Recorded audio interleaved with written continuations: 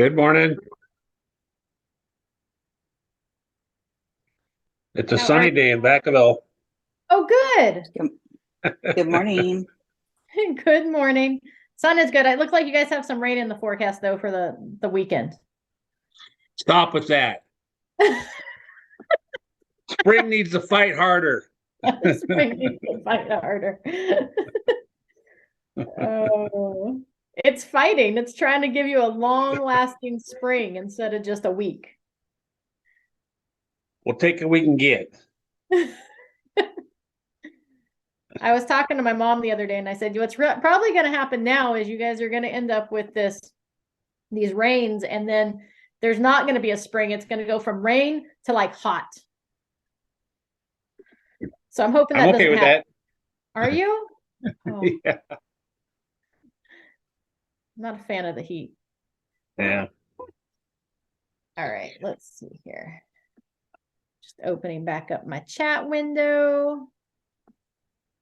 And then we will hop in and get started. I do have the chat window open.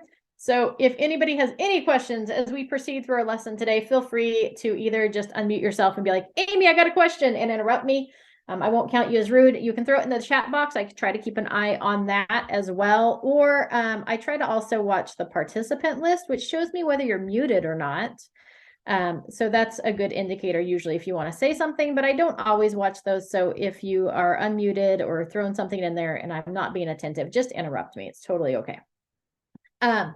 We're going to hop in with our working with buyers lesson for Rev Up. So we're going to dive in. April is buyers month and we are officially in April. Oh my gosh, the first quarter is gone. We're into the second quarter. Hopefully everybody's on track to hit their goals this year. If not, I recommend that you rewatch those lead generation and the database lessons, because that will give you the tools you need to order to dive in, pinpoint your lead generation strategies, dive into your database in order to push those transactions through. Also, just remember that California just released that 20% down payment assistance program. That's a good reason to reach out to your database, even if you know that maybe they don't need help with that program. Ask them if they know anybody that could, that's been waiting to get into a home that program might benefit. So that would be a good reason to touch every single person in your database, reach out to them, see who you can help, pick up some referrals that way to help you get back on track with reaching your goals. Or if you're on track for your goals, that could help you exceed your goals. So just some little tidbits diving in. And today we're going to talk about the first part of working with buyers. So it says working with buyers, getting your offer accepted on the slide. I just didn't update that one.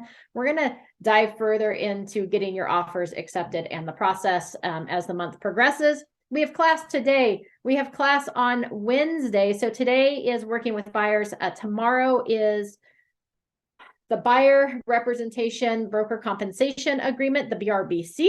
So we'll be touching on that and how to explain that to your buyers and walk them through that process and get it signed. I highly recommend every single buyer that you have, you get that document signed. It will protect you moving forward as you move through the buyer process, and protection is important. It also creates a little bit more loyalty with your buyers so they don't just jump ship and start using another agent. And then on Thursday, we have Ben and Team Ben Cox and the Fidelity National Title Team that will be in the office and on Zoom sharing with us things to look for in the preliminary title report, as well as red flags that you might encounter and things that you should look for. So anybody have any questions before we dive into today's lesson? No, thank you. Good morning. Good morning. All right. So our learning objectives today are, we're going to walk through the steps in the buyer process, buyer qualification and consultation. We're going to talk about the art of showing homes, and then also talk about the difference between like a buyer's market and a seller's market and the completely funky market that we're currently in, which is neither one nor the other. So number one, we need to attract buyers, right? I just talked about this a little minute ago, that if you're having problems meeting your goals or you're ready to exceed your goals this year, to dive back into that lead generation or the database lesson that is recorded. But we need to find buyers. And how do we find buyers? There's lots of different lead generation activities that you can do to attract buyers. You can ask for referrals, right? We just talked about that. Call up your current list, talk to them about the 20% down payment assistance program, ask them if they know anybody that program would benefit, that you should be in contact with, right? So pick up referrals. You can do open houses. I love open houses. Great way to pick up at least one client per open house. You can look for buyers on the internet. You can do a farm area, whether it's a demographic or a geographic farm.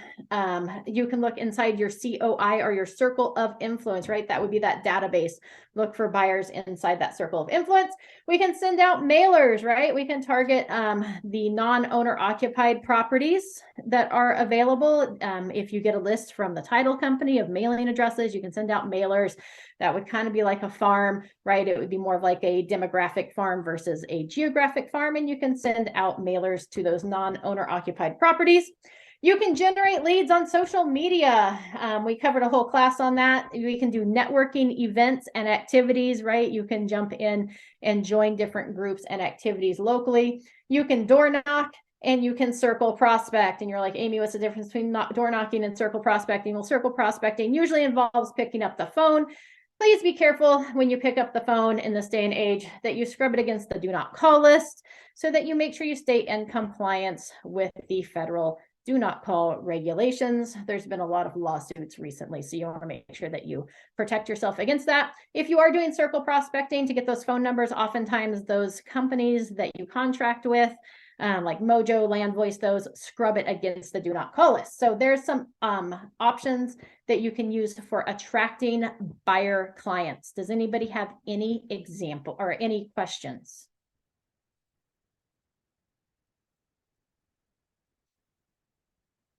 All right, moving right along. The buyer process has 14 steps in the buyer process, along with some A's and B's. So it's really closer to like 16 steps. We're going to work through kind of steps 1 through 6-ish today, which is the buyer qualification, right? We're going to pre-qualify and buyer receives the list of homework. You're going to have the initial meeting with the lender. You're going to have a buyer consultation with your buyer where you're going to walk through that process, talk about what their wants and needs are, further refine that. You're going to make sure you get that representation agreement signed. You're going to set the showing appointment. Step 5 is arrange the showings. Step 6 is each property is either considered or eliminated, which leads us to step 7, where they either select a property or we revise the criteria. Then we'll move into step 8 with our next lesson. It'll actually be 2 weeks out, where we make offers and negotiate those offers. Then number 9 is open escrow, where they deposit their good faith deposit. Then we go through the steps in the pending path. Then we make sure our loan documents get signed, the escrow instructions get signed. And step 12, step 13 is the lender releases the funds to the title company, and then the title company records it with the county. And then step 14 is when your buyer actually gets keys. Does anybody have any questions about those? Again, we're going to dive into steps 1 through 7 in detail today. Yes, Lisa. Here, let me unmute. I have a question on the mailers. If you want to start small and pick an area, how many do you think the minimum amount should be? I would probably never go less than 100. 100, okay. Yeah. Anytime I send out like just listed, just sold, under contract flyers, I always pick kind of 100 homes in that demographic that I'm going to send out. Or if you're going to send out flyers to like renters, I would start with 100. Okay, good to know. Keep track of who you're sending it to as well. And remember that it generally takes more than one interaction with somebody for them to want to use you as their agent. It usually takes somewhere between 5 and 7 interactions. So just kind of keep that in mind as well. You may want to back it up with some door knocking to who you're sending mailers to, or plan to kind of mail them on a drip basis over the course of 8 or 9 months. It would really be like a demographic farm. So farming is frequent area of repetitive marketing. We would want to repeat that repetitive marketing on a monthly basis, or even a every 2-week type basis, to help ingrain that you can help them in that buying process. Okay. Yep. Any other questions? Good question, Lisa. Thank you. All right, perfect. Let's head into the steps. I feel like oh, there we go. All right, so the buyer questionnaire, it's a really good to make sure that your buyer is ready, willing, and able before you spend too much time with them. We have lots of buyers that are like willing and they're ready, but they're not actually able. And so we don't want to spend a ton of time with those that aren't quite able yet. Doesn't mean we don't want to build relationship with them and get them going in the right direction. And we may have buyers that are willing and able, but maybe they're not quite ready yet, or right. So we want to make sure we have all those things in place. So there's this buyer questionnaire, right, which kind of walks through and asks the buyer some pertinent information like their name and their phone numbers, their home address, their preferred form of communication, any additional information. Ask whether they've been pre-approved, right?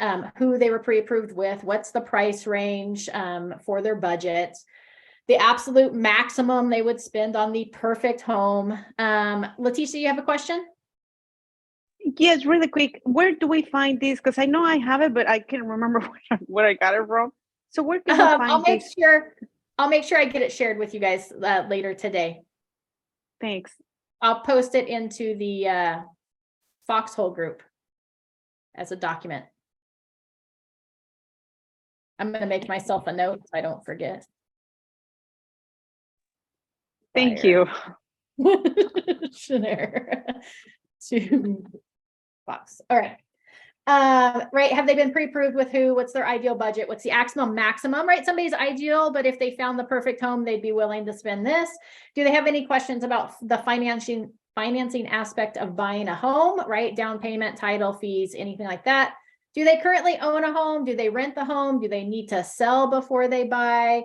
If they do, would they like a free home evaluation or like a property analysis? And if they rent, a good question to ask is, when is their lease up? Okay, we want to know when that lease is up, because sometimes that is that ready, willing, but they're not quite able buyer. Because if they just signed a year lease and they've got to pay $10,000 to get out of that lease, now may not be the time, right? So we want to make sure we get all these answered. There's lots of different ways that you can get this answered. You could put it into, one way would be to put it into like a Google form, right? Create a Google form with this document, something you can email out to them and they can fill out and shoot back to you. You get all the answers. It may also be a good way to have a conversation with them on the phone, right? We had a conversation. Hey, I'm thinking about buying a home. Oh, perfect. Great. Is it just going to be you making that purchase, or do you have a spouse or significant other or family member that will be making that purchase with you? Great. What's their name and number, right? Now we're getting the information filled in that top section.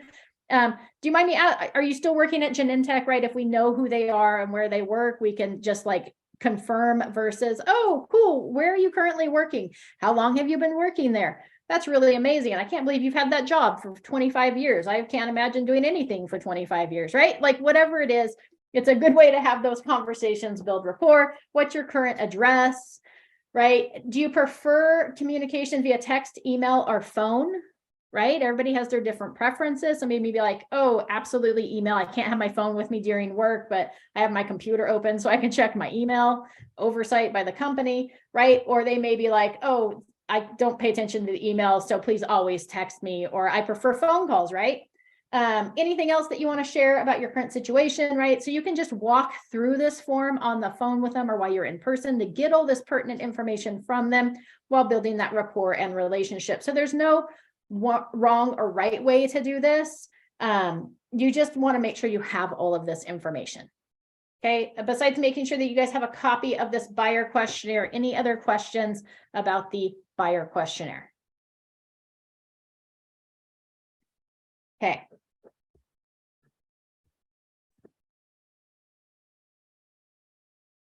All right. So right, we want to, step 1A is pre-qualify. This comes down to, are they ready, willing, and able? So some ready, right, to know if they're ready. Are all parties involved strongly motivated? It's super important, whether you're working with buyers or sellers, to make sure that you know and understand what their motivation is for purchasing a home. And whether it's like we've got to do this now, or, well, if the perfect property came up somewhere down the line, then yeah, we would probably move type motivation, right? What is their motivation? Right, this ready might be children. You might want to check for children. How long have they been looking for a home? Are they getting ready to birth another child? And so they need to get out of their 2-bedroom home because they've got 4 kids and 2 bedrooms. Do they need to downsize because they've got 3 kids now in college and nobody lives with them and the house payment's just too much and they want to downsize, right? What is their motivation? What are we looking for? So just kind of keep that in mind. As far as able, some other things under ready would be like, do they have their financing in order, right? So things like that. Are they ready to go? Do they have funds available, right? There's nothing worse than trying to help a buyer purchase a home and they're like, it's going to take me every cent to get the down payment. And then you're like, what about inspections? They're like, well, we don't need inspections. It's okay. And be like, why don't we wait just a few more months? So you've got some money saved up for those inspections. And in case something comes up, because something's going to come up, and how are you even going to move if you don't have enough money to rent a truck, right? So it might be that we need to push it out a few months so that they're ready to go. Are they able, right? That's going to be similar to ready. Are there credit issues that they need to resolve? Right. The able comes into, can they make a move now? Have they been at their job long enough? Do they make enough money? Or are there any legal issues? They're in the middle of a divorce, name changes. They're planning to get married next week, right? Anything that comes up. I had some buyer clients that were in contract. It was a VA purchase.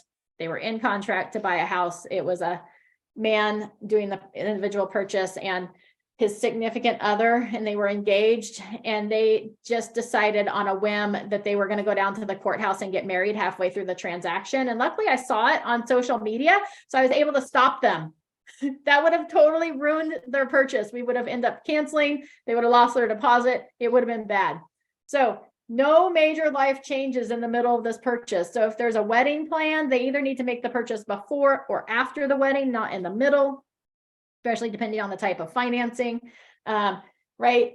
So just pay attention. If they're in the middle of a divorce and they're not actually divorced yet, just know that other spouse is going to have to sign off on the purchase. So they need to be aware of things like that so that they can make a decision of whether they want their spouse that they're divorcing to be able to sign that they know they're purchasing a home, or whether they want to wait until that divorce is finalized. So there's lots of life events that might happen that may want to push out that purchase of a home.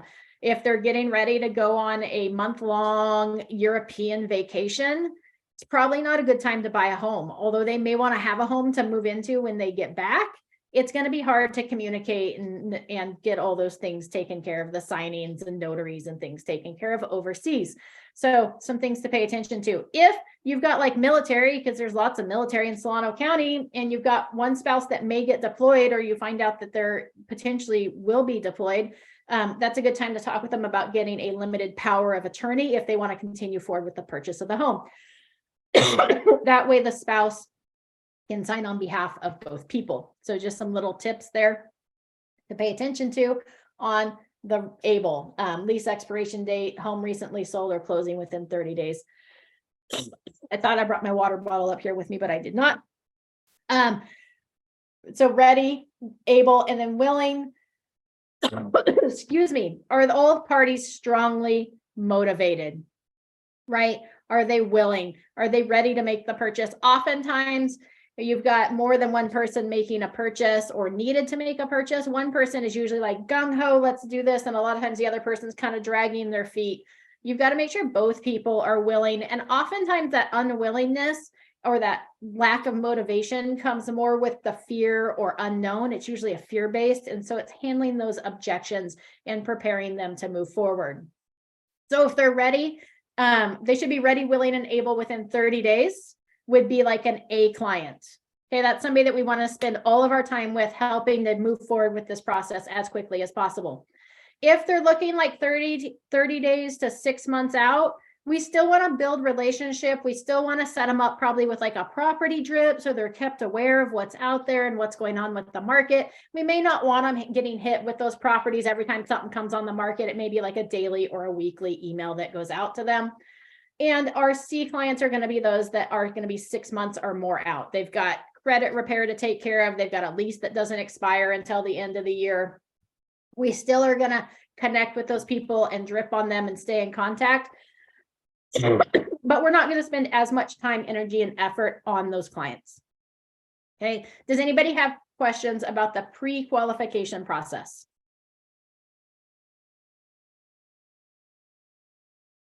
Okay. If you've got somebody that's looking to buy, you talk with them, do you have a house to sell? And they're like, oh yeah, I do, it's in Washington. You're like, great, go get that house sold. No, it would be a question of, perfect, do you have an agent that you're working with? And let me help refer you to an agent that can help you get that house sold and get that job done for you, get you the most amount of money and get that house sold in the least amount of time. Does that sound good? Right? Make that referral connection and collect a 25 to 30% referral fee for making that referral connection on the house that they need to sell. All right. Step 1B would be the lender meeting. If they're ready, willing, and able, I would say if they're looking to purchase anytime in the next 6 months, if they're that A or B client, you want to connect them up with a lender. If you've got somebody that's being prevented from moving forward and it's not lender related for the next like 3 to 6 months, that's a good time to say, hey, it's a good time to connect with a lender and make sure that everything's in order so that when you are ready to make that purchase, your credit's in order too, right? So just make sure there's no surprises popping up there. So I would make sure that I connect any of my potential buyer clients with a lender to have that meeting. It also gives you a second touch. You've got that lender now that's your partner that's going to be connecting with them on a regular basis as well. So they're going to get touches from both you and the lender, and somebody will flag it that they're ready to move forward, right? The first step, right, before you seriously start look at homes is that loan approval. I highly recommend that we do not show homes to people that aren't pre-approved. Inevitably, they're going to find a house that they like. They are not going to be pre-approved. It's going to take them 2 days to get pre-approved, and that house is going to go off the market, and they're going to be sad about the house that got away for the rest of their lives. So don't show them homes without being pre-approved. The only exception to that I recommend occasionally is if you've got like an internet or an online lead, or maybe somebody that you're just looking to build that rapport with, it might be worth showing them 1 or 2 homes in order to get that rapport, to get them into the office or to sit down with a lender to begin that process.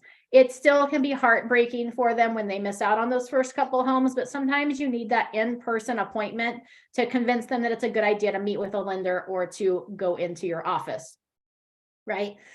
It also allows you, right, that you're not showing them homes in the wrong price range. Oftentimes people have like champagne taste with a beer budget.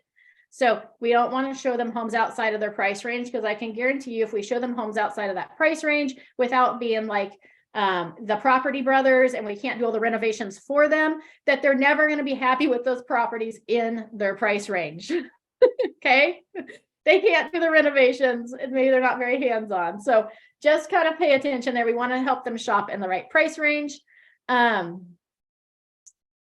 We don't want to waste our time. Our time is valuable. We don't get paid until there is a closing. And so if we're out there showing properties in the wrong price range to people who aren't pre-approved, ultimately we're going to end up sad and moping and being like, oh my gosh, I'm so busy and I just don't have anything to show for it. We want to make sure that you get to the finish line.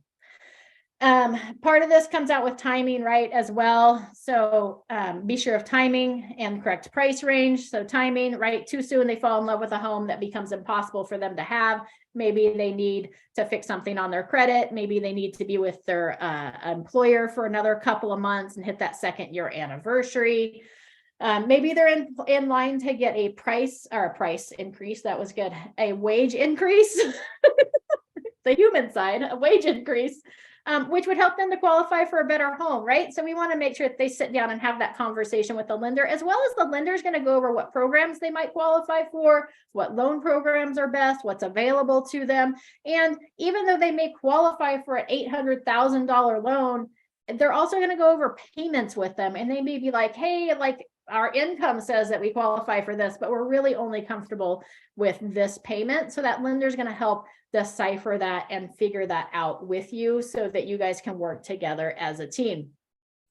Once the lender's met with the buyer and you have a full loan approval, then you're ready to continue shopping. Now, keep in mind that anytime you refer a lender, you should refer at least 3. And that goes really for any service providers, whether it's lenders or inspectors or contractors or whoever. You should always have 3 options out there. Also, keep in mind that people are generally going to take the top option on your list. So if you have a preferred lender that you'd really like them to call, put that person on the top. And you may even, like, you may have a lender that specializes in the down payment programs. You may have a lender that specializes in like FHA deals, and maybe one that specializes in VA, or maybe one that's really good at getting like low credit score buyers in the properties. Like, kind of know your team that you're working with. And, through that buyer questionnaire at the beginning and through building rapport and having those conversations with your buyer, hopefully you kind of have an idea of where you think they're going to land so that you can help direct them to the right path, to the right lender that's going to specialize in whatever their situation is. Okay. Always have multiple lending partners. Also on my lending list, I usually include a bank for those buyers that are just like, I like doing business with a bank. I always have a bank on there. So build relationships with one of the loan officers in a local bank. I highly recommend like a credit union or somebody like that. Especially some of those banks have portfolio products. I was like, what is that called? Portfolio products that other lenders don't offer because they hold a lot of their loans in the bank. And so they're allowed to do loans that other people maybe can't do. So know what their strong suits are and what their specialties are. Any questions about the lender meeting? One easy way to introduce this to your buyers is just the next step before we go show properties is for you to sit down with a lender, and you wouldn't say, oh, so we can make sure that you can get pre-approved, but you can just be like, that way they can walk you through what different programs you might qualify for and what's going to put you in the best position, and make sure that the payment is manageable so we know what price range we're shopping in. Right. So we can phrase it that way. You don't have to be like, to make sure that you can get pre-approved, because then now they feel like you're against them from the get-go. Okay. So step 1A is the pre-qualify, ready, willing, and able. And step B is the meeting with the lender. Step 2 is the buyer consultation. This is where we're going to sit down with those buyers. We're going to go through the buying process and we're going to talk about it, answer any questions, and we're going to dive into what their must-haves are with properties. So I highly recommend that you do the buyer consultation in the office. Okay. Number 1, safety and security. We're sitting down with the people. This should be oftentimes the first time we're actually meeting with people in person. Some of these people you may not know very well or at all. So there's safety and security in meeting in a public place, and especially your office. Also, it just puts out that professionalism, right? That like, we're not meeting in a coffee shop. If you were going to your doctor's office and your doctor's like, let's go meet at Starbucks, you'd be like, are you even a legit doctor? Well, same thing with a real estate agent. Like, show them that we have an office and we have copiers and we have front desk staff and we have people available to help, right? So meet with them in the office. We've got conference rooms. So reserve one of those and put it there. And it also puts you in control of the appointment. Okay, it makes it professional and puts you in control. Also, sometimes, like those meeting rooms, they have TVs, so you could do like your buyer consultation digitally if you think that they would think that was really cool, or you can, print it out and hand it to them. So it's up to you, but you can kind of cater it to the needs of your buyer. So that's going to be your buyer consultation. Any questions about getting somebody into the office or why we would get somebody into the office? Okay. During the buyer consultation, you are going to do several things. One of the things, you're going to verify the loan qualification or their pre-approval, right? Who are they pre-approved with? Go over the details. It looks like you're pre-approved. I talked with the lender. It looks like you're pre-approved for a purchase price of $800,000. Is that where you're wanting your top end of your purchase to be, or are you wanting to adjust that down, right? It's a good time to verify all of that. It's also a good time to, before you sit down with them, if you know they're pre-approved and you have their lender's information, to make sure and see if the lender can run their file through underwriting before you even go look at properties, right? And then you can mark that little box on the purchase contract that says fully underwritten pre-approval instead of just pre-approval. Make sure that they're a much stronger buyer. Also verifies that you're probably actually going to get this closed, not just a little bit. And if it's a lender that you're not familiar with, that's a good time during that verify the loan qualification is to ask them, did you submit all of your income and asset documentation to the lender? And did they pull your credit history, right? So if there's a lender you're not familiar with, they come in with it and you're like, I don't know who this person is. Ask those questions, because sometimes with some lenders who shall remain nameless, they fill out an application online that asks what their income is, asks what they think their credit score is, asks how much money they have in the bank, and then they go, cool, you're pre-approved, but they actually have no idea. So you want to make sure that they've actually submitted those documents to the lender to make sure that it's a pre-approval and not a pre-qualification. Okay, that's the difference. You're going to review your buyer's search criteria, right? What is important to them on their list? What are your must-haves in a new home? It's a good time to have a conversation about that, right? What is important to them about that item? Are both people, if there's more than one buyer, or all buyers in agreement on that item, or do they have separate top lists, right? Make sure you get the top like 3 or 4 items from each buyer individually, and then we can put those together for the must-haves. Are there anything that's on their list that's like an absolutely not, right? If this home has that, absolutely not. Are there any of those items? We're trying to narrow down the properties that these buyers want so that we're not out showing 50 properties. So we can narrow it down to 3 to 6 properties and find a property to put them in contract on. Okay, we're trying to save them time, energy, and effort in showing properties. We're trying to save you time, energy, and effort in being out driving around looking at properties. Okay. You want to learn all you can about your buyers. What's their background, their culture? Are there things that's important to them? Do they come from like an Asian culture where numbers are super important, like address numbers? Are they feng shui? Do they care about what direction the house faces, or the fact that when you walk in the front door, you run into a stair rail, right? So what's important to them? What kind of family do they have? Do they have, kids, no kids? Do they have kids some of the time and not all of the time? And what's their lifestyle? Do they travel all the time? Is like a yard a big deal to them, or would they prefer like little to no maintenance? So as they're traveling, they don't have to worry about it. And make sure that you know if anybody else is going to be involved in that buying decision. It's really fun when you sit down with some young first-time home buyers and you're having this great conversation and you schedule that first showing up. Go out to show, and then all of a sudden their parents show up and they're like, oh yeah, they're going to help us make this decision. Well, parents usually have a different opinion, right? So make sure you know who's involved in this buying decision from the get-go so that you can have conversations with everyone. Okay. We want to make sure to introduce your buyer to your team. So if you're working with another agent, maybe introduce them to the office manager.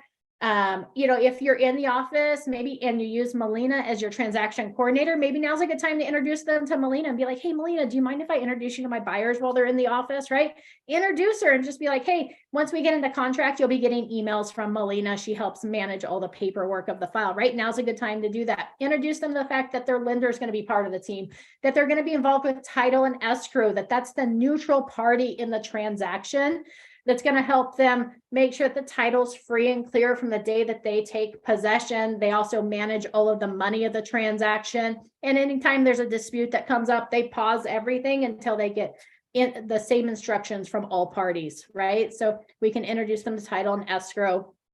We can talk with them about the inspectors and what role inspectors might play in the property and what type of inspections they may want to have during the purchase process, right? We can say, hey, the bottom of the barrel is we highly recommend nothing else, a home inspection, right? They give you a general health inspection from top to bottom. They crawl into the house, they go up on the roof. They're going to test all the systems and processes. That'll give you a general overall report card of how the house is doing and what to expect for future maintenance, right? Outside of that, maybe a roof inspection where they actually provide you with a quote of items that need to be repaired on the roof. You might want to have a pest inspection. You can describe what a pest inspection does, that they look for anything that might destroy the wood of the property, from water damage to bugs, right? And you might also explain, this is a good time to explain that a pest inspector isn't going to look for rodent damage, right? They're not looking for bats and rats. Okay, that's a different inspection. You might talk to them about, you could have an HVAC inspection completed, or if it's got a pool, maybe a pool inspection, right? If a pool was one of those things on their list. If they're looking for country properties, you may want to talk to them about the fact that they can have a septic or well inspection completed, right? So we might want to cover all those things and maybe even cover kind of the range of cost for each of those items so they know what to anticipate moving forward into the transaction. My goal with the buyer consultation is to give them all the information up front so that they can make an informed decision moving forward. And sometimes that might mean that they look at everything and they go, oh my gosh, like we thought we were ready, but we're realizing we need a little bit more money saved up before we can move forward. That's okay. I'd rather know that now than once we get into contract. And I'm like, what kind of inspections do you want to have? And they're like, oh, we don't have any money. We're not having any inspections. And then we close on the property. And then they call me freaking out a month later because everything's breaking and falling apart and they have no money. Okay. I want happy buyers that are going to refer me people. It's also a good time to talk about the, it's funny because this is a little different. Oh, no, it's not. It's right. To talk about the repair request, right? So we talk about the inspections. If something comes up, this is a good time. I cover if something comes up on one of these inspections, it's going to be a deal breaker for you, right? Not like the little things, not the outlet is cracked or, you know, the faucet drips a little bit, but something that would want you not to move forward with purchasing this property. Those are things we can ask the sellers to remedy prior to the close of escrow. Or sometimes we'll ask for a credit so that you can remedy those things right after the close of escrow. So there's those things we can ask for in a repair request, but I try to prep them in advance that we're looking just for those big ticket deal breaker items, right? Before we even entered into contract, I'm setting their brains straight with the expectations so that once we get that report back and that home inspection, it's got like 50 little things listed. They're not like, oh, we need all these things taken care of. We're like, oh, the seller's not really going to take care of like the minor maintenance stuff. Okay. It's also a good time to introduce any other preferred vendors that you might use or refer them to. Maybe if you've got a list of like insurance agents, right? Or whatever you might have going on, now's a good time to give them that information as well. So we want to introduce them to the team and walk them through that process.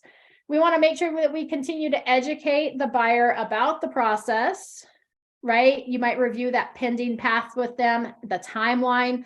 Most of the time, those objections to purchasing a property come in the fears, and fears come from the unknown. And so if we can address the unknown up front, we can talk about kind of what that path looks like, what each step of the way is going to look like, what to expect during the pending process, then that helps buyers to be ready to move forward. We want to make sure that we discuss that agency representation and the benefits to the buyer, right? That it outlines my duties to them just as much as it outlines their duties to me, right? That it holds me to a level, a standard of representation, right? That they can go back and hold me accountable to. So we want to discuss that. We want to answer any questions or concerns about the process. Now is also a good time to set and showing and selection expectations, what to expect once we go see properties, right? We don't bring our dogs to go see properties. It's always my favorite thing when you show up and the buyer's got like their little dog that they're carrying around. That's happened. I've had sellers contact me and be like, hey, I was looking on the Ring camera and the buyers just walked into our house with a dog, right? So we want to set those expectations up front. It's also a good time, right? Setting those expectations is, you know, as we're seeing properties, oftentimes the sellers aren't there. So you can walk through the property, you know, open doors, check cabinets. It's a private time for you to view the properties, which is why we recommend setting up showings instead of just trying to see them through open houses. Occasionally the seller's going to remain in the property. And I apologize in advance if that happens. We try to make sure it doesn't, but occasionally sellers have their own mindset and so they may be in the property. If that's the case, let's not share too much about what we think about the property while we're actually in it. It also is a good time to remind them during the showings that oftentimes people have recording devices present in the properties, even if it's not noted at the door, that they have Ring doorbells, that they have Alexa devices, that they have whatever it might be in the property. And so to be conservative when they're in the property talking about it, because people may be watching and listening at what's going on. If they're kids, if they have young children, it might be a good time to remind them that if they're going to bring their young children to the showings, which is totally okay, just to make sure that they'll play with the remote controls or toys available in the property for the owner's kids. Okay, so set all of those expectations up front. And it's also a good time to familiarize them with sample contracts, disclosures, things they might be looking at. So it's always a good time to send the buyers home with a copy of like the residential purchase agreement, maybe a copy of that seller counter offer, all the associated documents with that RPA document, maybe the statewide buyer and seller advisory. You may even want to send them home with like a blank copy of the seller property questionnaire and the transfer disclosure statement, just so they're familiar with the information they're going to get from the sellers. Okay, you're going to make sure you secure that representation agreement and get that signed. And then you're going to schedule your showing appointment, right? Every time we meet with those buyers, we want to schedule time for our next interaction. We don't want to just leave it to chance. We want to set those expectations of when they're going to hear and see from us next. So it may be like, hey, we're meeting with them on Friday afternoon, and maybe we're going to go see some properties on Saturday. They can know that, hey, I'm going to check back in with you tonight at 7 o'clock or tonight at 6 o'clock to verify that we have the list of properties accurate that you want to go see tomorrow, right? Any questions about what's going to happen during the buyer consultation?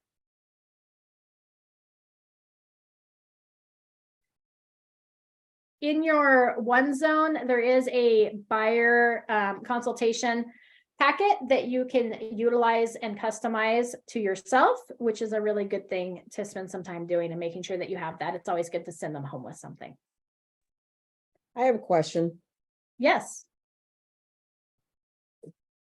What's the best way to bridge the subject of the buyer broker agreement? Like, what's the top 2 or 3 best ways that you can have that conversation? Because as soon as you start talking buyer broker agreements and signatures and all that kind of stuff, buyers immediately get real skittish.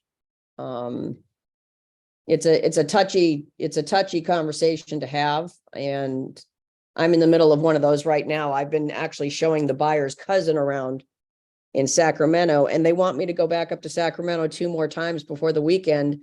And I don't even know the guy's name that's actually purchasing the property. He lives in Silicon Valley, and he wants his cousin to look at houses, and then he wants to see them when he comes in, and then they'll decide if they want to make an offer. Well, I'm going back and forth to Sacramento time and time and time again, and I don't have a buyer's broker agreement. And so I just bridge the subject with her through text message. I don't think it's going to go over real well. Yeah, right. So I probably wouldn't broach the subject on text message. I'd probably pick up the phone and have a conversation with them. And we're going to cover this in detail tomorrow. But one of the best ways to do it is just, we have this is our agency agreement. This is what allows me to represent you as your buyer's agent. And here's what it outlines. And then, like I said, we'll go through it tomorrow in detail and how to kind of summarize each paragraph. But you could even be like, it just outlines the duties and responsibilities that I have to you as my clients. And this is what we require to be signed. There is a commission portion on this agreement. And, I have filled in X%. If at any time, generally speaking, the commission gets paid by the seller as part of the purchase transaction.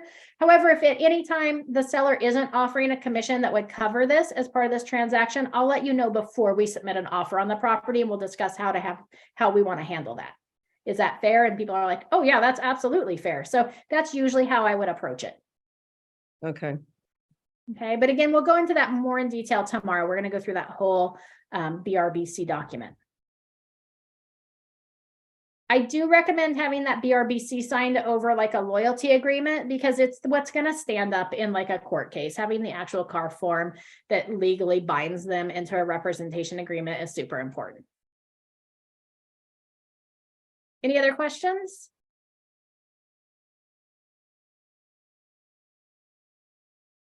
Alrighty. make sure that you are sprinkling in a lot of comments about, right, this touches on what Jennifer just asked. Make sure you're sprinkling in lots of comments about representation throughout the entire presentation by saying things like, I'm going to help you negotiate the best possible price and terms. I will act as your advocate. My job is to help you get through the process and paperwork quickly and successfully, right? So we're going to sprinkle that in, so then when we then bring up the representation agreement, we can approach it, and they've already kind of become accustomed to being like, oh yeah, I remember she said she was going to like negotiate and talk about and work for me and be my agent and have fiduciary responsibility to me, right? So they're already going to be primed and prepped for that, so that it's not that big a deal. Just so everybody knows, in most other states, you have to sign an agency agreement before you go anywhere. It's like state law. In California, it's become this like, you know, if you want to do it, that's cool. If you don't, that's okay too, type thing. And I highly recommend just making it part of your practice. The more you do it, the more comfortable you get. Step 3 will be getting that representation agreement signed, right? You're going to increase the odds of getting paid for all of your efforts, and loyalty is a two-way street. So again, we're going to go more into this detail tomorrow as we go over the whole BRBC. There's also some supporting documents that are included with that BRBC that are now required, like the ABCD document and a few things like that. And you're like, Amy, you made that up. No, I didn't. That's what they called it. So just know, get that representation agreement signed. As we just talked about, a good way to introduce it is just, this is our agency agreement. This is what formulates the agency agreement between myself and you, and creates a responsibility where I'm required to keep everything that you say confidential, where I'm going to work on your behalf to negotiate offers, to negotiate repairs, to make recommendations as we move through this process. And then most people are totally good with doing that. It also outlines in that BRBC the buyer loyalty portion of it, which is, if you purchase a home, because we're going to check that box for exclusive representation. If you purchase a home, that commission is going to be due to me. So that's where that commission comes into play. And if at any time you're unhappy, like, let's have a conversation about that. And if you decide that this isn't working out, like, we can cancel it and you can go on your way. Okay, there's always that, but that does protect you of them like being like, hey, Amy, this isn't working out. Can we cancel it? You cancel it and they turn back around and write an offer on the property you just showed them. That BRBC protects you, filled out appropriately, it protects you from them being able to do that. We can cancel it. They can move forward with other properties, but if they decide to move forward with a property you already introduced them to, then you're going to get compensated for your efforts in that. I never want to hold a buyer to working with me that doesn't want to work with me. Like, how much fun is that going to be on either party? So I don't want to do that, but I do want to get paid for the time and energy that I put into that buyer. Okay. So we're going to make sure we get that signed. Usually if you've kind of set it up appropriately, you understand what's in that BRBC, which again, we're going to go over tomorrow, then it becomes really simple just to ask for that signature. And most of the time, if you've educated them all the way through that buyer consultation to this point, they're more than happy. They're like, oh my gosh, this person's so knowledgeable and so helpful. Absolutely. I need them helping me with this purchase because I don't know what I'm doing. Okay. A good way to, right, it's all in presentation as we talked about. So let's move to the paperwork that allows me to represent you. I will give you an overview of each section. It's actually pretty straightforward. If you have any questions, let me know. Super simple way to introduce it and begin kind of just summarizing each paragraph. I generally do not read the entire thing to my buyers. Okay. Once we get that BRBC signed, we've gone through, we've addressed all of their questions and concerns, then we're going to make that next showing appointment. As I mentioned before, every time we meet with our buyers, we're always going to set an appointment of when they're going to see us or hear from us next, whether it's going to be a phone call or a showing appointment. If I sit down with them on Monday for the buyer consultation and I know they work all week and they're probably not available to see properties, or I've verified they're not available to see properties until like Friday or Saturday, then I may say, perfect, I'm going to touch base with you on Thursday. I'm going to make sure you have an accurate, up-to-date list of everything that's on the market so that we can make sure to schedule the properties that you want to see on Friday. Does that sound good? Right?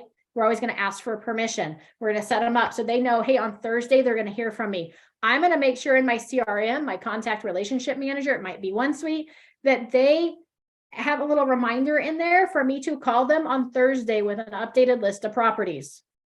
Okay, so Thursday at 2 p.m., I'm going to have a little notice that pops up on my phone and on my computer that says send list of properties to X buyer and call to follow up. Okay, I may want to set a reminder to send the list at like 8 a.m. and then call the follow up at 3 p.m. I may even want to send the list at 10, send a text message to let them know that, hey, I just sent you the list of updated properties. I'll touch base with you this afternoon around 2 or 3. Does that work? Right? Via text message. Now they know to expect a call from me at what time. And if they're like, oh no, I get off at 4 o'clock. So can you call me at 4:30? Then I can adjust. Okay. We always want to set that expectations, right? So we talked about that as part of the buyer consultation. We're going to set that when we set that showing appointment or that next appointment, we're setting that expectation so they don't have to wonder, did they already forget about me? And be like, oh yeah, she said she was going to touch base with me on Thursday. Perfect. We review the process, and it's all about communication, right? Communication. If you go out to a restaurant and the food's taking a long time to come out of the kitchen and your server is avoiding you, you start getting irritated and mad and upset, right? Because you feel like you've been forgotten. But if the server just comes by and like, oh my gosh, I keep checking on your food. I'm so sorry it's taking so long. I'm going to go check on it again. It should be out any moment, right? Then they're very attentive. Even if it takes you 45 minutes to get your food, you still may be upset that it took that long, but you're not going to take it out on your server, right? You're still going to tip them well because they're like, well, it wasn't their fault. They kept us updated the whole way. They tried to keep us, they didn't avoid us, right? So communicate. Email, text, phone calls, stay in communication.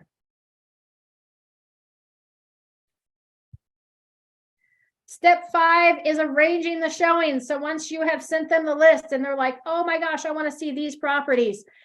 You may notice that sometimes in subdivisions, properties have the same floor plan. And they may be like, oh, look, there's these 3 properties I want to see. And you're like, those are all the same floor plan. I know, right?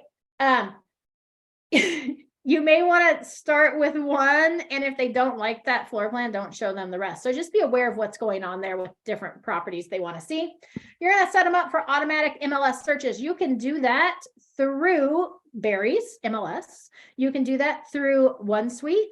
It allows for property searches, or you can do it through Real Scout. The Real Scout property searches, they're really cute. Just for the record, I like the Real Scout ones, and it allows them to connect with you and message back and forth. Just know that you do need to monitor that. So I would recommend leaving your CRM for CRM business, your contact relationship manager, leave it for like your contacts and your touches. I would either do your property searches through Real Scout or through the MLS, one of the two. I think Real Scout's cuter and more fluid looking than the MLS reports that get sent out, but it doesn't matter. Recommend no more than 6 homes per appointment, right? When you first go show properties to a new buyer, you need to probably keep it to 2 to 3, just for the record, unless they're coming from out of town, because you want to know what kind of buyer you're working with. Are they a buyer that likes to like peruse through the property slowly and it takes 30 to 45 minutes to see a 1,200 square foot home?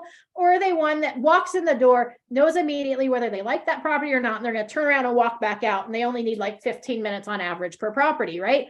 So you want to kind of know what buyer you're working with, how they like to see things, what's important to them, and how fast they can click things off their list. So I'd recommend the first appointment is probably 2 to 3 homes max. And then after that, no more than 6 homes per appointment. On average, most buyers, I figure about 20 minutes. If you're in town, I figure about 20 minutes for a house. And that involves the drive time. Most buyers will walk through a property that's like a normal size property. So I would say like sub 2,200, 2,300 square feet in like 15 minutes or so. And that gives you 5 minutes drive time in between. For larger homes, you may want to accommodate like 30 minutes, right? So just know that, if you're showing 6 homes, that's like 3 hours of your time. So just think about that time constraints of seeing and getting between the homes. And if your buyer's really slow, I've had some buyers that are so slow, then it could be like a 6-hour thing going on there with 6 homes. So just know what you're working with and kind of get a feel for them on those first few homes. Those first couple of homes too, it's a really good idea to kind of flush out what their must-haves and their have-nots are, right? You can kind of get a better feel for it. And oftentimes Buyers think they know what they want, but they don't know until they start walking through properties. You may want to reach out to your circle of influence, your COI, your database, and say, hey, I've got a buyer, maybe a once a week type like email or text message or something, right? You can target them on social media with your, here's what I'm looking for posts, right? I've got buyers looking for these properties. In case you've got people in your circle of influence that are thinking about selling their home and they're like, oh my gosh, that matches my home. Maybe I could sell it to one of her other clients and I wouldn't even have to like show it to 20 people. That sounds fabulous to me. That's kind of been my holdup, is I don't want to be inconvenienced with showings, right? So reach out to your circle of influence, post buyer's needs on social media, never disclose the buyer's identity, just the criteria, right? Like, here's my buyers this week. Here's what I got buyers looking for. Because you never know who's thinking about selling. Okay. Just so you know too, if you've got buyers looking for special properties and like inventory is low, I feel like inventory was high for like a month, and other than that, inventory is just low. That's a good time to look through like expired or withdrawn listings, right? What's been expired or withdrawn over the last 3 to 4 years that hasn't sold since, that may be looking, that may meet your buyer's criteria, that they maybe want to sell. Maybe they want a specific neighborhood. That's where we send out what we call a golden letter, right? We can send out a letter that says, hey, I've got a buyer looking for a house that matches the criteria of yours. Would you be interested in selling? Or would you consider selling? You're going to hand sign that sucker. We're not going to print the signature. We're going to hand sign it. Make sure you've got your DRE number on there, your name and your contact information. People will contact you off those letters, I promise.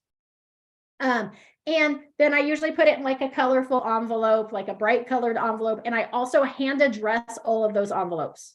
I hand write those addresses so that people see them in their mailbox. They're brightly colored, which gets their attention, and they're handwritten, which makes them want to open them. Okay.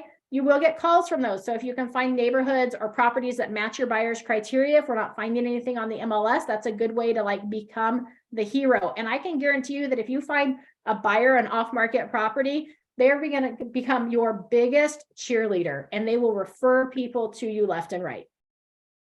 Okay. Any questions about arranging showings?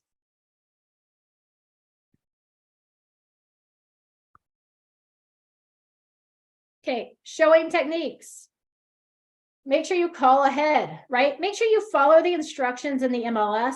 Please look up the properties on the MLS when you go to show. Do they want you to schedule through showing time? Do they not want you to schedule through showing time? Do they want you to text? Do they want you to call? Is it vacant? They don't want to hear from you at all until you've seen it. Like, what are those instructions? So make sure you look it up. And then I usually will take, we'll do the berries training here coming up. I think it's maybe this week. No, it's next week. It's like 2 weeks from now. We'll do the berries training where we'll do berries basics. I'll show you how to go in there and actually like pinpoint the properties, save them to a cart, right? We identify the properties your buyer wants to see. We save them to a cart.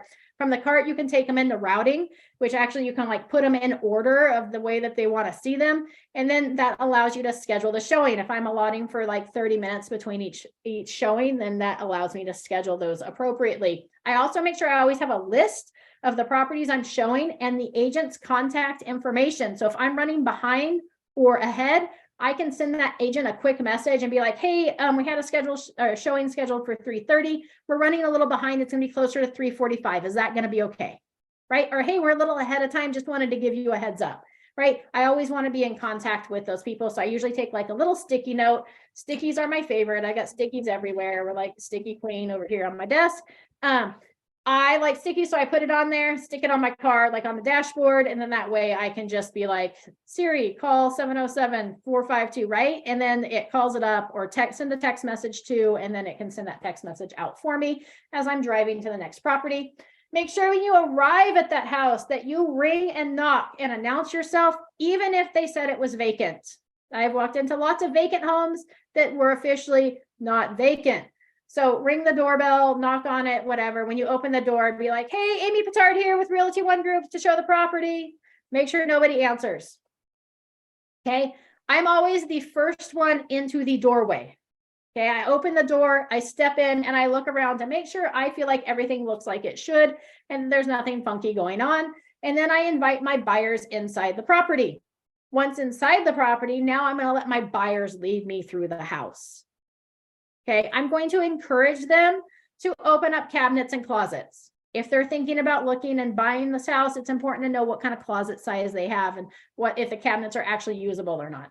Okay. Encourage exploration. You're going to watch and listen, right? Look for those cues, those non-verbal cues, or even what they're saying to each other to see what they think and feel about this house. Oftentimes you can tell by the way that they're moving through the property, whether they really like it or not. Ask for feedback. Again, it may be good not to ask for feedback inside the property these days because there's so many recording devices.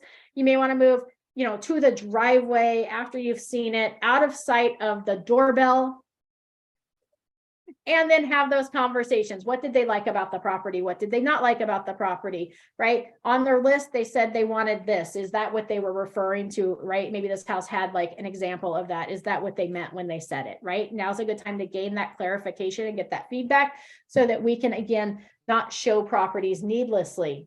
You're going to make sure you return the home as you found it. If it was unlocked, leave it unlocked. If you had the lights on, leave the lights on, right? So do all of those things. If fans were on, if music was on, whatever, leave it as you found it. Oftentimes, if I walk in, the door's unlocked and the agent hasn't told me the door's supposed to be unlocked, I will send a message to the agent and just be like, hey, when we got here, the door was unlocked. Did you want us to lock it or did you want us to leave it unlocked, right? Just kind of let them know. But we're going to, as for the most part, return the home as you found it. If you had little kids with you in tow as you were showing and they started picking things up and moving it around, try to like put those items back where they came from. And then it's always a good idea to leave your business card. I know we kind of got out of the habit of this in the middle of COVID, but you always leave your business card behind. That way the seller knows that somebody actually showed up to see the property. It's always my favorite when you get those calls from your sellers and they're like, I don't even think they showed up. They didn't leave a card. And you're like, no, I promise they did. I like had it registered that they used the lockbox. They were there. But leave your business card or a note. It may be like a good time. Maybe you carry around like a little pad of paper and like sticky notes, right? I'm all about the sticky notes. Maybe even get some like Realty One Group, like logoed Post-it notes that you take with you and be like, thank you for allowing us to see your house, right? Build that relationship with the seller of the property when you see the property. That way, when you submit the offer, you've already kind of like got your shoe in of, oh, I like this agent. She gave me some feedback or she said, thank you, right? So like do what you can. Okay, and don't ever do this, but sometimes people will put you in contact with the seller to schedule the appointment. Please don't do that. But if you do, let the seller know when you're done seeing. If you know you've been in contact with a seller, like make a little note on your Post-it that was the seller, not the agent, and be like, hey, Lisa, we're all done. Thank you so much for letting us see your property, right? Like use that opportunity to build relationship with the seller, which is why I say don't ever put people in contact with your sellers. Any questions on the do's of showing techniques?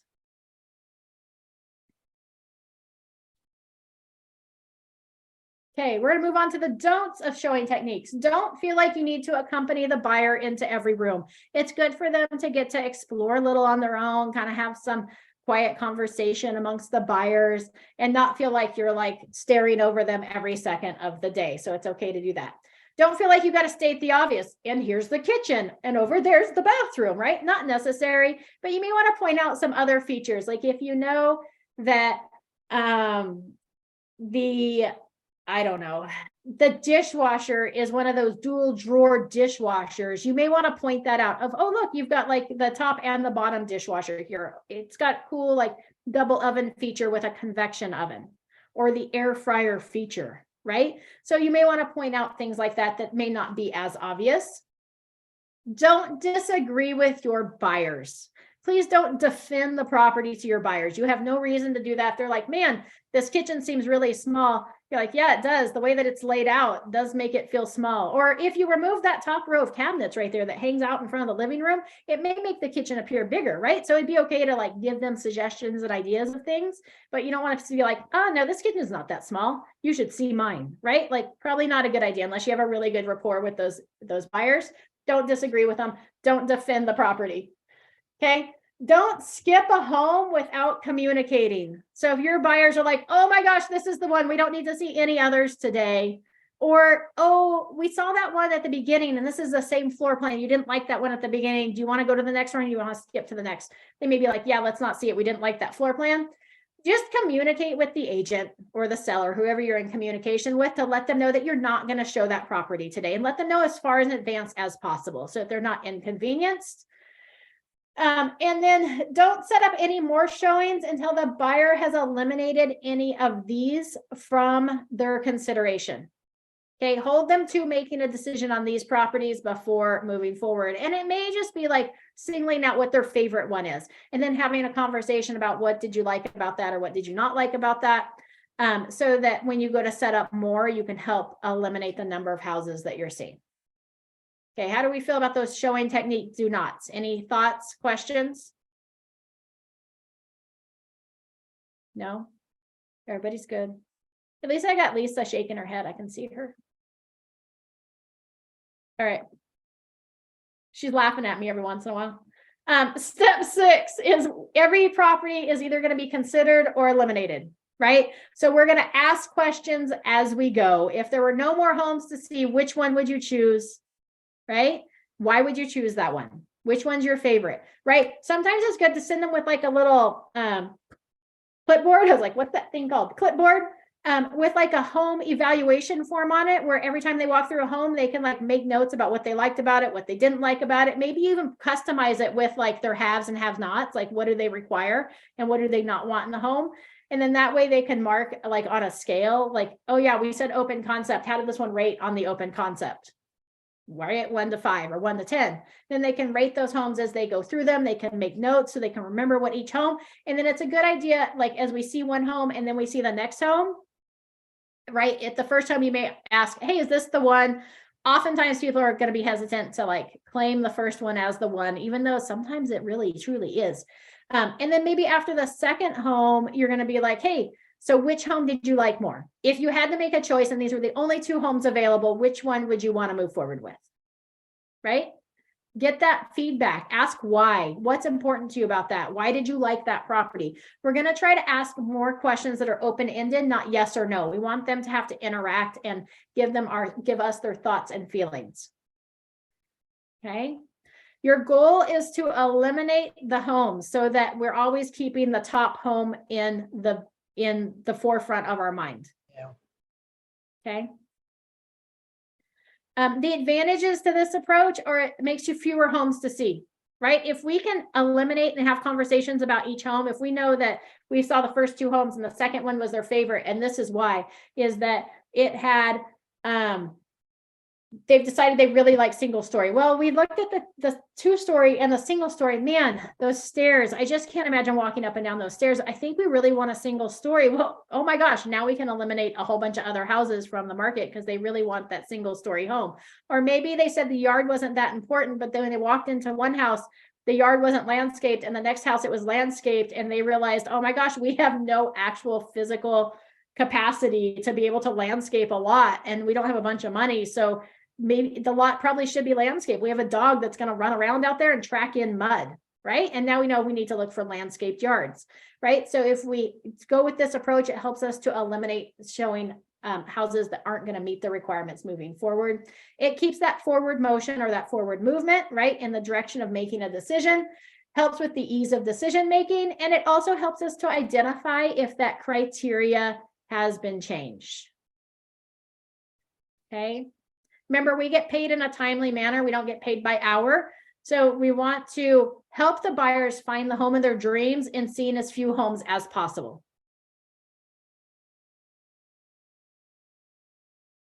Any questions about that step 6, considering or eliminating properties?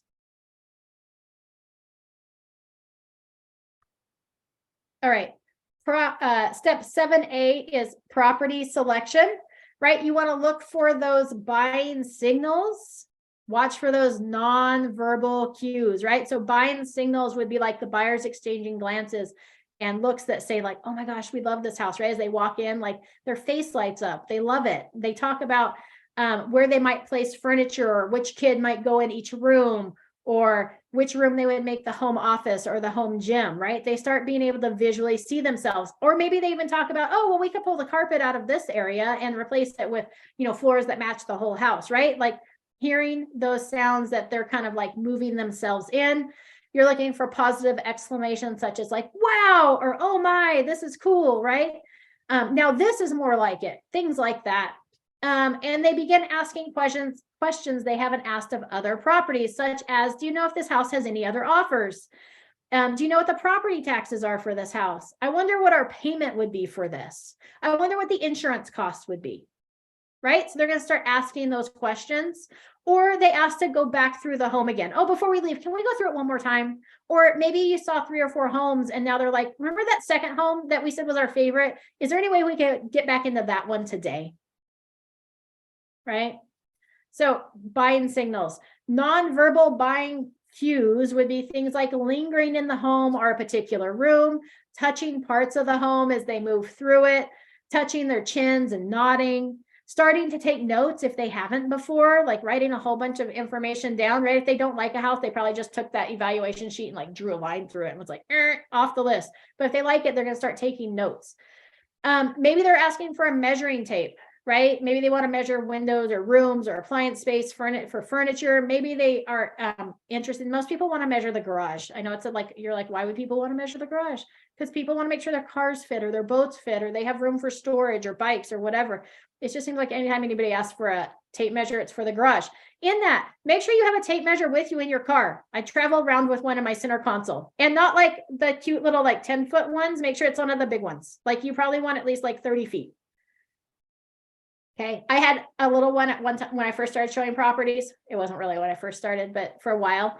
And I actually had clients that had a travel trailer and they needed to make sure the RV space was big enough for it. And it exceeded the length of my mini tape measure. So as a closing gift, they gave me a big tape measure. So there you go. So that I would have a big tape measure. That's hilarious. They gave you a tape measure instead. They gave me a tape measure. It's nice when we get a gift though, because we're It always is giving. nice. And it was very functional. So I was very Yeah. happy with my gift. I had a client give me a tape measure one time too. Yeah, see, it happens. Yeah. So I cute. actually mentioned in our tour, I was like, oh, I forgot to bring a tape measure. I meant to go get a tape measure for you guys. And he pulls out a tape measure. He goes, you can have this one. Here you go. Like, okay, thanks. I would And have you should have tools. You should have should. tools because sometimes keys get stuck in the combo box, or you never know what it can be. So I always carry I have a little pink tool bag with all that stuff in it. That's it's a good great to idea. have like a little basket in your car that maybe has like a tape measure, a screwdriver, maybe one of those screwdrivers that you can pull out and flip around, and it's got like 4 different tips depending on how you turn it, something like that. Maybe some scissors. Amazing what you might need, or some like pliers of some sort in case, again, that key, sometimes they get like lodged in there and they're really hard to get out. You may want to bring some snacks and some water bottles. So as you're at like property 3, 4, 5, and they're taking 30 minutes through for a property, and you're at like hour 4 at this point, that you can offer them some waters and snacks to help carry them through the remaining couple properties. And like a flashlight, like a legit flashlight, because your phone has a flashlight, but if the property's dark and the lights aren't on for some reason, it's a regular flashlight's handy. And they're always going to ask you with swimming pools, do you know if it's 6 feet or 8, or could it be 5? And then you're trying to get the net with the thing and put it down in there and then trying to measure. So now I always ask, how deep is the pool? How deep To is the the pool, right? listening Ask agent. up front. Yeah. And that way, even if they don't ask, you can sound like, oh my gosh, she knew how deep the pool was. You can walk out in the backyard and be like, and here's the pool. And the deep end is 8 feet. And they're like, how did you know that? And you're like, I'm prepared, right? Right. Like, get them before they ask. Let's see. You want to ask for trial closing questions, right? Because we're going to help move the buyer toward making a decision. So things like, is this the one? How do you feel about this home? Well, would you feel comfortable living here? Well, it looks like this is it. Am I right? Right? Where would you put your armoire? Or you mentioned you had a large sectional. Would it fit in this property? Right? Which bedroom would be Johnny and Susie's, right? If they have kids, ask them which bedrooms, or if they have roommates. Would you think that JoJo would like that bedroom? would you like to go somewhere and have a cup of coffee and talk about putting an offer down on paper, right? So it's okay to ask those questions as those like trial closing questions. Then you can move into the actual closing, like, are you ready to make an offer? Shall we make an offer on this one? Should we pencil it up and see what it looks like on paper, right? That's sometimes when you're like, are you ready to make an offer? They're like, oh, that sounds so scary. I don't know if I'm ready to do that at all at this point. Like, I love this house, but that sounds scary. That sounds like I'm making a commitment. So you could be like, hey, should we pencil it up and see what it looks like on paper? It's a little less aggressive.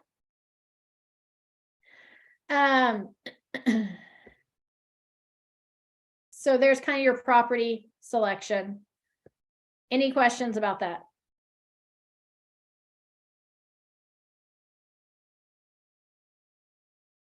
Okay, criteria revised. If we're having problems making a decision, right? We've been out for a few showings.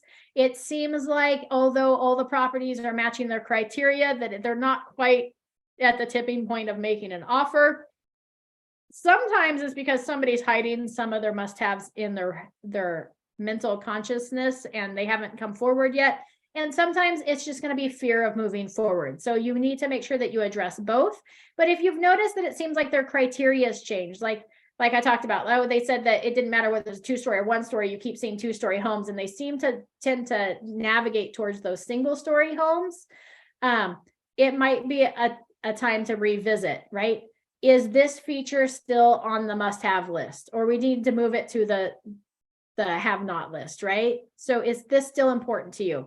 It seems like when we talked about it, it seemed like whether it was a 2-story or 1-story property wasn't that important to you, but it seems like maybe it's become more important. Am I picking up on something there? Oh yeah, totally. Yeah, after looking at all these 2-story houses, like, just seems like so much work, and it's summer and it's so hot upstairs, and all these houses that we go up to, like, I can't sleep in the heat. Like, we're going to need a single story, right?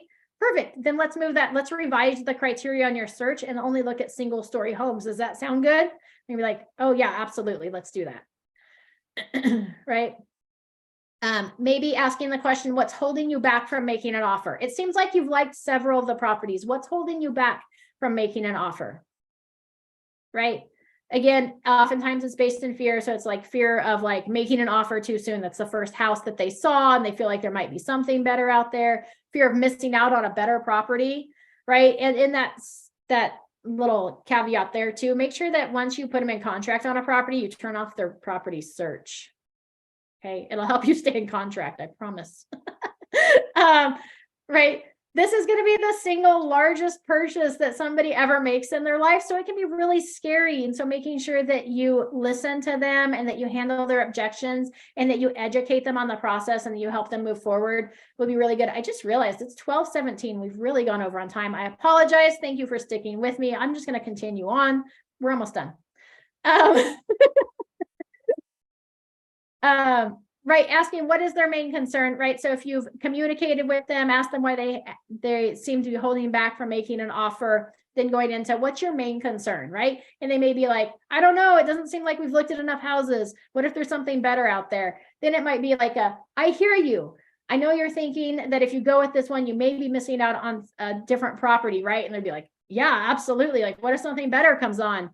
Cool. I totally understand your thinking. Here's the challenge though, if you'll indulge me, right? And the buyer's like, okay, let's say we keep looking based on that assumption. A few days go by or even a week, and you come to the conclusion that this indeed was the property that you wanted to be in, and we didn't find something better.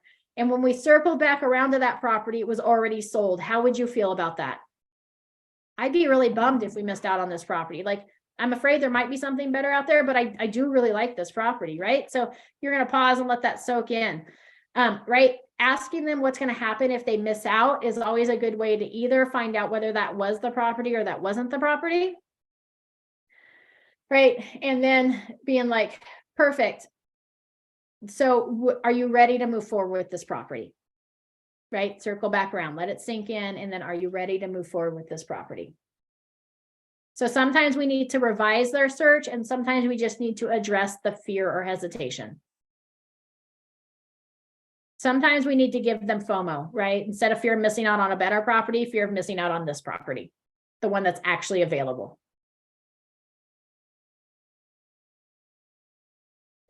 All right. Tips for handling difficult buyers. Okay. If you go through these steps appropriately, please know you're not required to work with any buyer. So if any point in the process, you're like, man, this is just not a match for me, like send them on someplace else, right? Not everybody's made to work with you. I promise. It's going to be okay. That difficult buyer will cost you time, energy, and effort, and you'll be frustrated by the end, and you'll be like, that check was not worth it because I spent so much time with this person. It just was unnecessary. So it's okay to have fired them. If you follow the steps closely, you won't be dealing with a difficult buyer. You will have educated them and fired them already. Okay. The other method you can use is the IVEC method: investigate, validate, educate, and close. So as you're moving people through this process, you've got a difficult buyer or even like a difficult other agent. This would be a good way to investigate, validate, educate, and close. So it would go something like this, right? Like if there's a buyer that's like, man, there's no way I'm going to make an offer at full price. Sellers always overprice, right? Knowing the offer will be lower. My plan is to offer at least 20,000 below asking price, right? That might be unrealistic in their price range or the market. Then you want to address it, right? So we want to investigate. It sounds like you're concerned about paying too much for a property, right? Right. So we're investigating. What is their thing? Like they just want to get a good deal. It's usually, even if they want to get a good deal, it's just they're afraid of paying too much for a property. Well, certainly, right? I mean, the last thing we want to do is pay too much, right? That's the buyer's response. And you're going to be like, oh, absolutely. I'm a consumer too. I don't want to pay too much for anything either. I'm pretty cheap.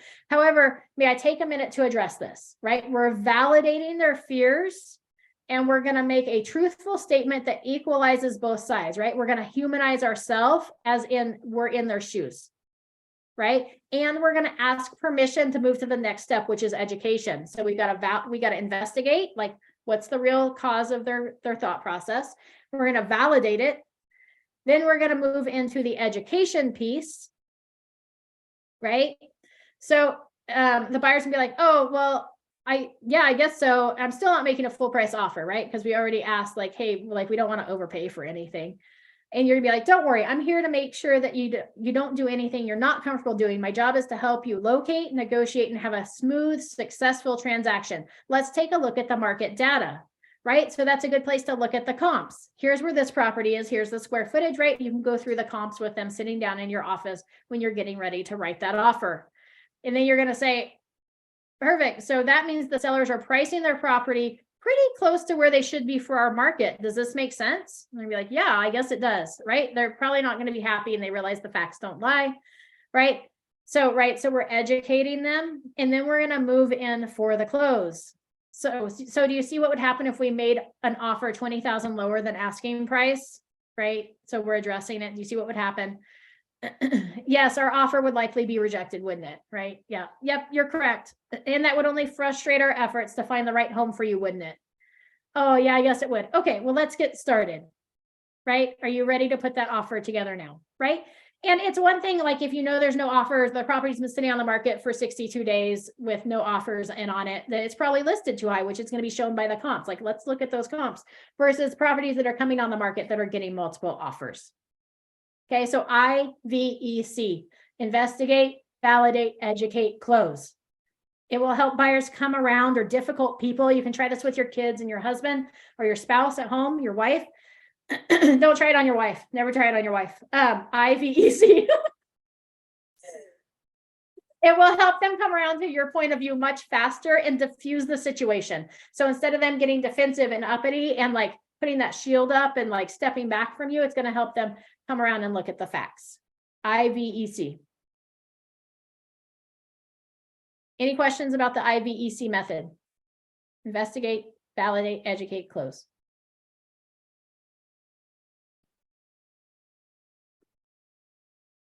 All right. Buyer's market. Yes. Who had a question? No, I said no for me. No questions for me. Perfect. Thank you. Make sure you understand the real estate market. I'm sorry, there's no help for the current market. You're never going to understand the current market because it doesn't make sense. So generally, if there's 1 to 5 months of inventory on the market, it's considered a seller's market where the sellers are in control. If there's 6 months of inventory on the market, it's considered a balanced market. And if there's 7 to 12 months worth of inventory, it's considered a buyer's market, or the buyers have more negotiating power. Now, in the Vacaville area, to be a balanced market, you would need about 200 plus homes on the market to be like a balanced market. So up until about 200 homes, and there's much less than that right now.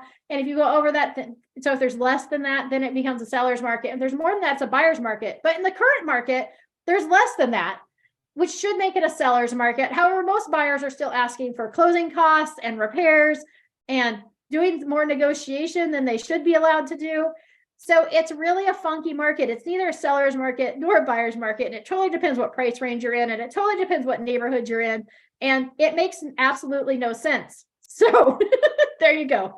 This is just your general rule of thumb.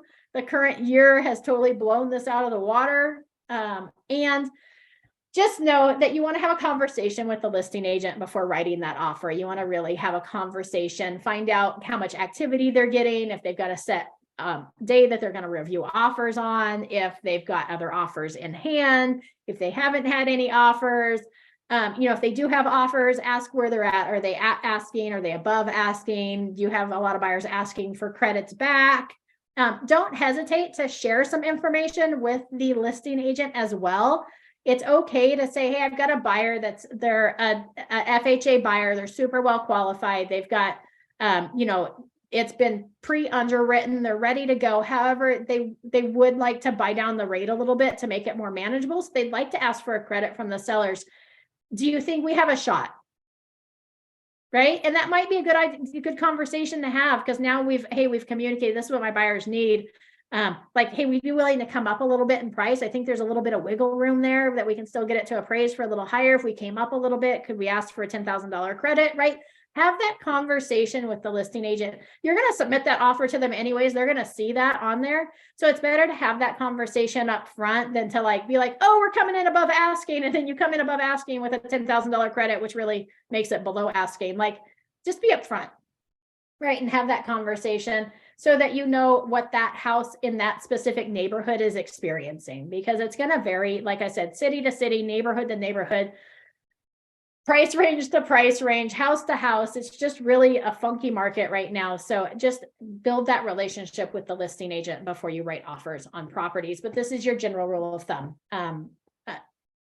Inventory on the market, 1 to 5 months is the seller's market. 6 months is about a balanced market, and 7 to 12 months is a buyer's market. Any questions about that?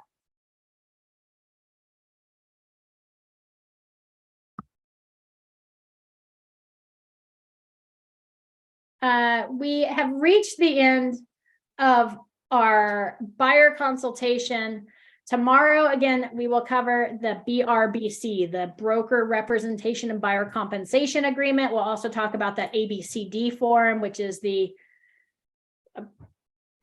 Associated Broker Compensation Disclosure, I think, ABCD, I think that works. Abby put in the chat box the link to log your attendance. It also gives you a place to fill in if you want any additional trainings, some suggestions there for future trainings.